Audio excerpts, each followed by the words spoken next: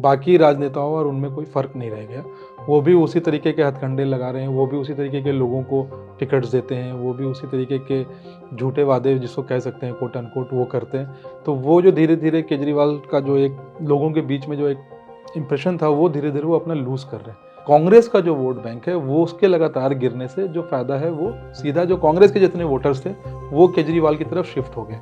BJP के साथ जो एक सबसे बड़ी मुसीबत है, अगर आप दिल्ली की बात करें, तो दिल्ली में उनके पास कोई चेहरा नहीं है। तुझको देखा, तेरे वादे देखे, ऊंची दुकान के हमने लंबे साए देखे। ये शायरी शायद आज दिल्ली इलेक्शन के लिए बहुत सटीक बैठ रही है।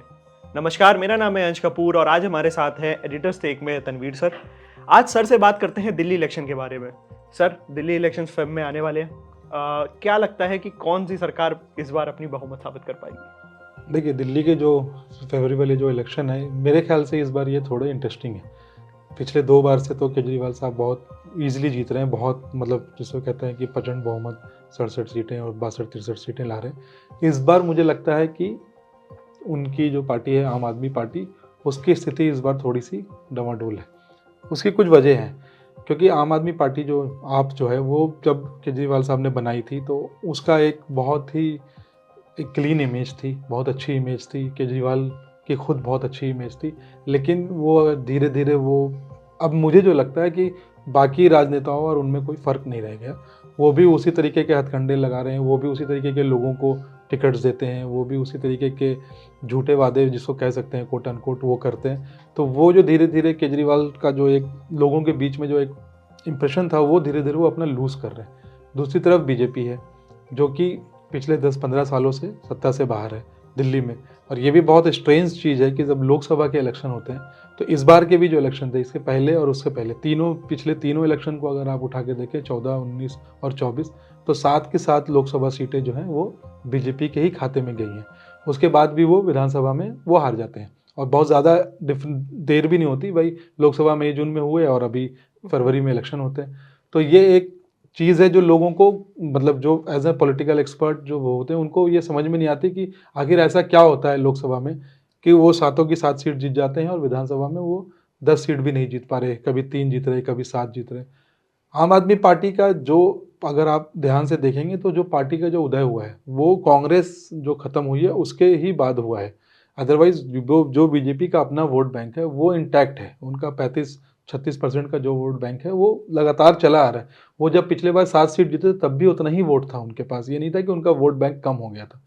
कांग्रेस का जो वोट बैंक है वो उसके लगातार गिरने से जो फायदा है वो सीधा जो कांग्रेस के जितने वोटर्स थे वो केजरीवाल की तरफ शिफ्ट हो गए।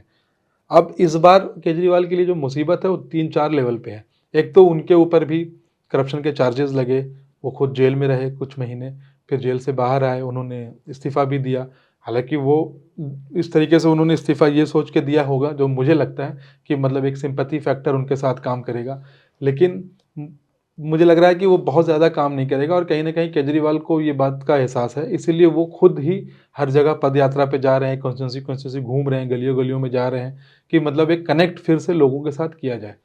उन्होंने चीफ मिनिस्टर जिनको बनाया आतिशी को, बहुत सोची-समझी एक राजनीति मुझे लगती है, क्योंकि वो एक वुमेन फेस हैं, स्मार्ट हैं, काफ़ी वेल एजुकेटेड हैं और उनकी पॉलिसीज़ जो उन्होंने जो अपने मंत्रालय में जो पॉलिसीज़ बनाई थी, उनसे काफ़ी फ़ायदा हुआ था दिल्ली के लोगों को।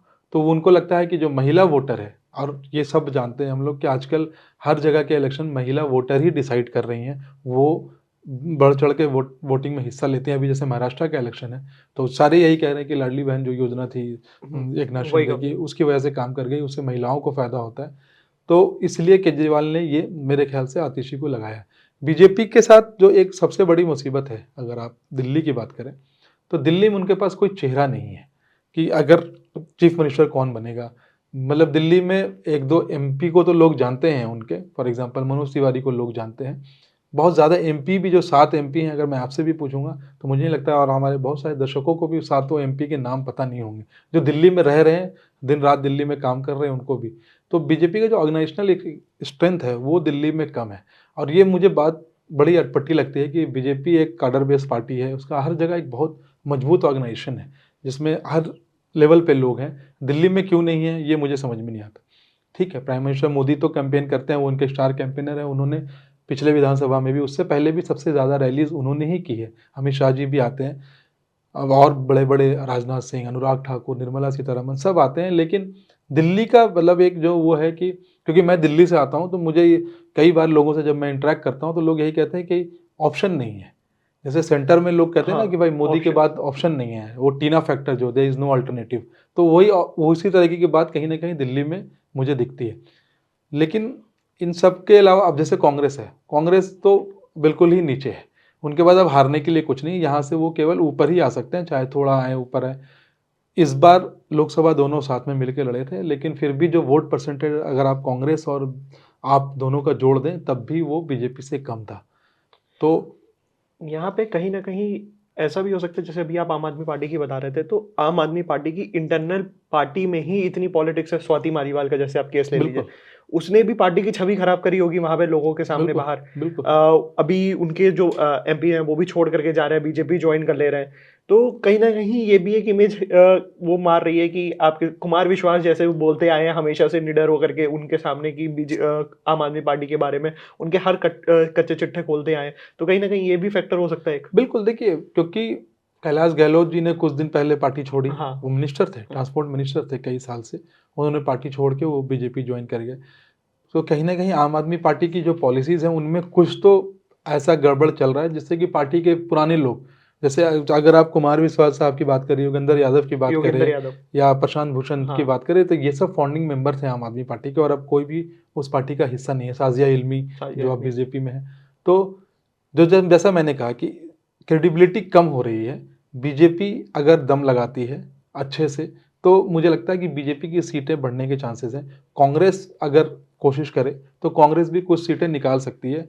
अभी जो नया यात्रा प्लान किया है, अगर जैसे भारत जोड़ो यात्रा जो राहुल गांधी की थी, उससे उनको फायदा हुआ, लोकसभा में कुछ सीटें उनको उस यात्रा के जो रूट थे उसमें, हम लोगों ने जब बाद में रिजल्ट के बाद एनालाइज किया तो उसमें हम लोगों ने देखा कि यात्रा कुछ ऐसे इलाकों से गुजरी है जहाँ पे कांग्रेस पहले हार रही थी, इस बार जीत गई थी। तो कांग्रेस कितना करती है, क्योंकि कांग्रेस अगर आगे बढ़ती है तो उसका नुकसान सिर्फ और सिर्फ आम आदमी पार्टी को होगा। बीजेपी के वोट बैंक में कोई सेंध नहीं लगेगी।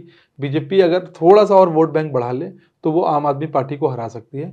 और मतलब मुझे ऐसा लगता है कि इस बार दिल्ली में शायद आम आदमी पार्टी हार जाए। एक चीज़ और मेरी थी, आखिरी सवाल आपसे मैं ये पूछना चाहूँगा कि जब इलेक्शंस आते हैं तो केजरीवाल अपनी छवि थोड़ी आम आदमी आम आदमी की की बनाते हैं। बनाने की कोशिश करते हैं। इस बार एक आरोप और लगा था, मीडिया ने इस पे ऑपरेशंस भी करा था, ऑपरेशन शीश महल चला था, उनके ऊपर और भी ये आरोप लगे थे कि उन्होंने अपने घर को बहुत लग्जरी बना करके रखा हुआ है। तो ये भी हार्म कर सकता है। बिल्कुल। देखिए, कोई आरोप नहीं है, आरोप तो वो होते हैं जिनका कोई सबूत नहीं है। ये तो सामने सामने वीडियोस और फोटोज हम लोगों ने देखे हैं कि किस तरीके के महंगे पर्दे, महंगा वॉशरूम, महंगी टाइलें लगी हैं। और मुझे याद है, मतलब जब केजरीवाल साहब पहली बार आए थे तो वो वैगन आर थी उनकी, एक ब्लू हाँ। कलर की, बोलते थे हम इसमें ही ट्रैवल करेंगे, लेकिन अब आप जाके देख लीजिए वो वैगन आर पता नहीं कहाँ है, फॉर्चूनर और इनसे नीचे बात नहीं होती। देखिए, वो एक कहावत है हमारे यहाँ की, काठ की जो हांडी होती है वो बार बार नहीं चढ़ती। कि मतलब काठ मतलब लकड़ी की जो हांडी है उसमें आप एक बार दो बार खाना बना सकते हैं, बार बार नहीं बनाएंगे वो जलनी शुरू हो जाएगी। तो आप ये बार बार जनता को इस तरीके से बेवकूफ़ नहीं बनाया जा सकता कि मैं आम आदमी हूँ। जनता समझ जाती है कि कौन आम आदमी है और कौन उनको ये कर रहा है। और जिस तरीके की जैसे फ्री इलेक्ट्रिसिटी, फ्री वाटर, हाँ। ये सब, क्योंकि दिल्ली का नागरिक होने के नाते मैं आपको बता देता हूँ कि फ्री इलेक्ट्रिसिटी से बहुत ज़्यादा फ़ायदा नहीं है, फ्री वाटर से भी बहुत ज़्यादा फ़ायदा नहीं है। और इस तरीके की फ्रीबीज के लिए जनता अब मतलब वोट दे रही है, लेकिन अब सामने से भी ऑफर आ रहा है, एक कांग्रेस ने और परसेंटेज भी बढ़ा कम दिया। हो गया होगा क्योंकि हर किसी का फैमिली मेंबर अब शायद एक अच्छा बिल्कुल अर्न कर रहा है। बिल्कुल। तो मेरे ख्याल से और ऐसा कुछ बहुत ज़्यादा जॉब अपॉर्चुनिटीज़ दिल्ली वालों के लिए नहीं क्रिएट हुई है, या हॉस्पिटल्स की मतलब स्थिति बहुत अच्छी नहीं है। स्कूल्स थोड़े बहुत बिल्कुल अच्छे हुए थे, लेकिन वो थोड़े बहुत ही हैं, बाद में वो काम भी बहुत ज़्यादा अच्छा नहीं चला है। ये इस पे डिपेंड करेगा कि बीजेपी इस चुनाव में किस तरीके से लड़ती है, और कांग्रेस का कितना फिर से रिवाइवल, अगर कांग्रेस का रिवाइवल होता है तो वो केजरीवाल को नुकसान पहुंचाएगा। But yes, I think it's time for change in Delhi, और दिल्ली के लोगों को सोचना चाहिए कि जो उनके लिए बेहतर है एज अ वोटर वो करें। इस बार फरवरी का इंतज़ार रहेगा, बट India.com पे मैं आपको ये ज़रूर बता सकता हूँ कि केजरीवाल के सीट्स जो हैं वो पक्का कम होंगे। तो हमारे एडिटर ने बताया अपने कुछ इनसाइट्स फरवरी में आने वाले दिल्ली इलेक्शंस के बारे में। आप भी ऐसी वीडियोस के लिए बने रहिए हमारे साथ। Thank you for watching.